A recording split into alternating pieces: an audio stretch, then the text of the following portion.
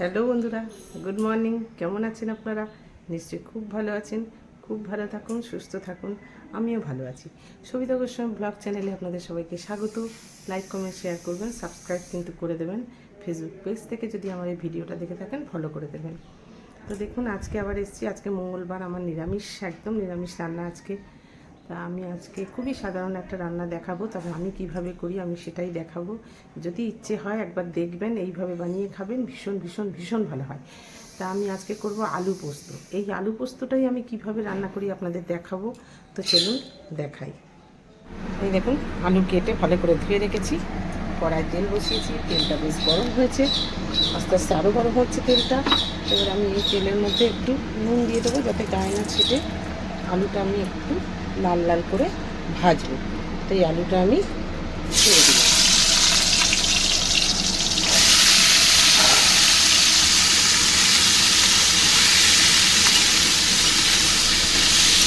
আন্দাজ মতো আমি আবার নুনটা দেবো। একবার নাড়ার পর একটু লাল করে আমি আলুটা ভাজবো। এই যে আলু পোস্তর আলুটা ভাজা হচ্ছে, তো দেখিয়ে দিই আপনাদের যে আমি পোস্তটা বাটবো। সেই পোস্তটা এই যে দেখুন, বেশ খানিকটা পোস্ত নিয়েছি আমি। এই পোস্তটা শিলে বাটলে বেশি ভালো হয়, তবে আমি শিলে বাটবো না, আমার হাতে একটু ব্যথা আছে। আমি এটা একটু আগে শুকনো গুঁড়িয়ে নেব, তারপরে আমি দেখতে থাকুন, দেখাবো। একটা জিনিস দেবো তার মধ্যে দিয়ে, তবেই আমি পেস্টটা করব।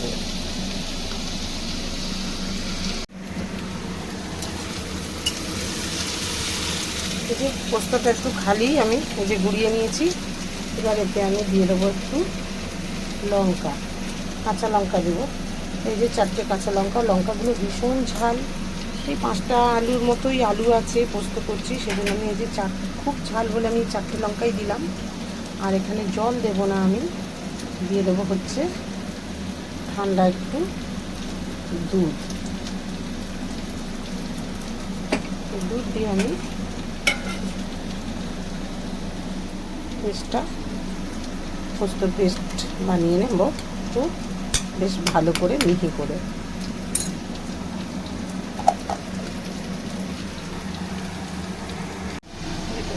বেশ লাল লাল করে ভাজা হচ্ছে আলুটা। আমি এরপরে এর মধ্যে দিয়ে দেবো নুন। আগে তো একটু তেলের মধ্যে নুন দিয়েছিলাম আমি, এবার আন্দাজ করে নুনটা আমি দিয়ে দিলাম। আর দিয়ে দেবো অল্প একটু হলুদ। পোস্ততে এক গাদা হলুদ দেবো না, না দিলেও হয়, কিন্তু আমি দেবো, অল্প দিলাম। আর পোস্তটাও বেটে নিয়েছি। একটা জিনিস বলতে গিয়ে আমি এখানে দুধ দিয়ে বেটেছি, আমি কিন্তু জল দিয়ে পোস্তটা বাটিনি, সেই জন্যই বলেছি একটা জিনিস দেবো। দেখুন এই যে আলুটা কি সুন্দর লাল করে ভাজা হচ্ছে।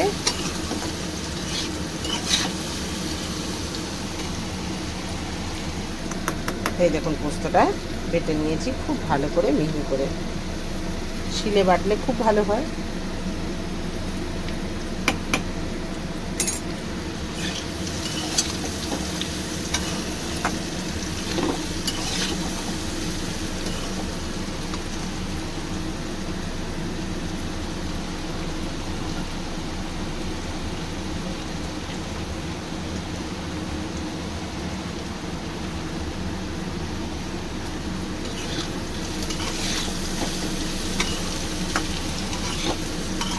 বেশ লাল করে আলুটা ভেজেছি, দেখতেই পাচ্ছেন।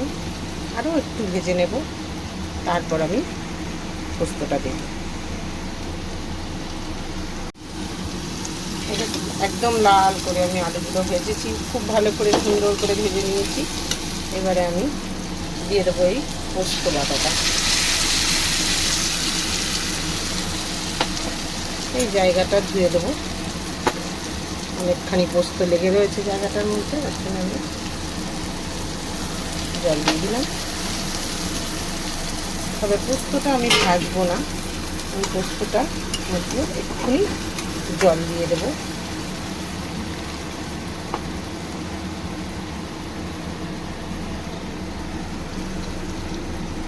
আলুটা সেদ্ধ হতে হবে, যদিও আলুটা সেদ্ধ হয়েই এসছে, খুব ভালো করে ভেজে নিয়েছি।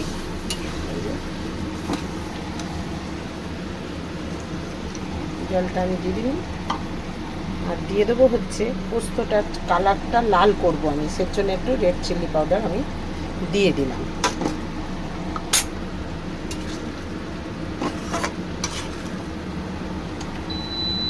আর দিয়ে দেবো একটু চিনি,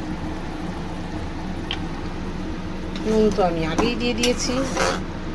বাস, এবার পোস্তটা ঠিকঠাকভাবে নাবানো দরকার। ঠিক কোন জায়গায় নাবাবো, কীভাবে নাবাবো আমি সব দেখাবো, দেখতে থাকুন, স্কিপ করবেন না।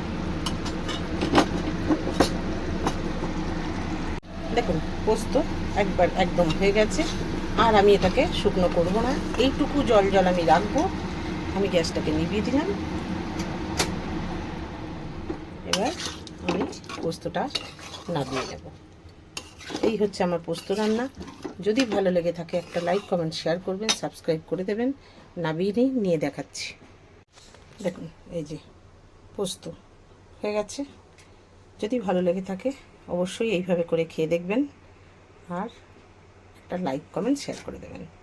আজকে তাহলে আসি, বাই।